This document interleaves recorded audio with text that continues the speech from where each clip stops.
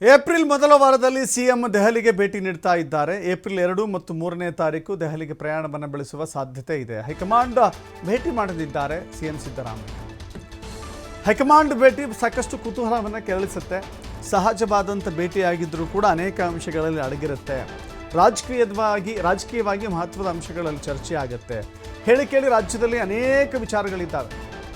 ರಾಜ್ಯದಲ್ಲಿ ಕಾಂಗ್ರೆಸ್ನ ಒಳಗೆ ನಡೀತಾ ಇರುವಂಥ ವಿಚಾರಗಳು, ಕಾಂಗ್ರೆಸ್ ಅಲ್ಲದೆ ಇತರ ವಿಚಾರಗಳೇನಿದ್ದಾವೆ, ಅನೇಕ ವಿಚಾರಗಳಿದ್ದಾವೆ.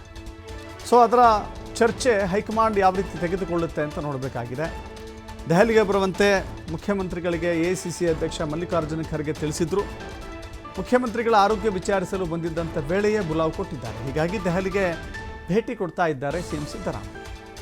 ದೆಹಲಿಯಲ್ಲಿ ರಾಜ್ಯ ರಾಜಕೀಯದ ಬಗ್ಗೆ ಚರ್ಚೆ ಆಗುವ ಸಾಧ್ಯತೆಗಳಿದ್ದಾವೆ. ಹನಿ ಟ್ರ್ಯಾಪ್ ಪಕ್ಷದ ಗೊಂದಲಗಳ ಬಗ್ಗೆಯೂ ಕೂಡ ಚರ್ಚೆ ಆಗುತ್ತೆ. ಅಫ್ಕೋರ್ಸ್ ಹಾಗೇ ಆಗುತ್ತೆ. 4 MLC ಸ್ಥಾನಕ್ಕೆ ನಾಮನಿರ್ದೇಶನವೂ ಕೂಡ ಬಾಕಿ ಇದೆ. 4 ಖಾಲಿ ಇರುವ ಸ್ಥಾನಗಳಿಗೆ ಯಾರನ್ನ ನಾಮನಿರ್ದೇಶನ ಮಾಡಲಾಗುತ್ತೆ ಅನ್ನೋದು ಕೂಡ ಭಾಳ ಗಮನ ಸೆಳೆಯಬೇಕಾದಂಥ ವಿಚಾರ. ಸೊ ಹೀಗಾಗಿ ಈಗಾಗಲೇ ಕೆಲವಷ್ಟು ಕಾಂಗ್ರೆಸ್ನ ನಾಯಕರುಗಳು, ಸಚಿವರುಗಳು ದೆಹಲಿಯ ದಂಡಯಾತ್ರೆಯನ್ನು ಮಾಡ್ತಾ ಇದ್ದಾರೆ. ಅವರವರ ರೀತಿಯಲ್ಲಿ ಚರ್ಚೆಯನ್ನು ಮಾಡ್ತಾ ಇದ್ದಾರೆ. ಬಟ್ ಇದೀಗ ಮುಖ್ಯಮಂತ್ರಿಗಳೇ ಹೋಗ್ತಾ ಇದ್ದಾರೆ ಅಂತ ಹೇಳಿದರೆ ಭಾಳ ಪ್ರಮುಖವಾದಂಥ ಮಹತ್ವದ ಚರ್ಚೆಗಳಾಗುತ್ತೆ ಎನ್ನುವ ನಿರೀಕ್ಷೆಗಳಿದ್ದಾವೆ.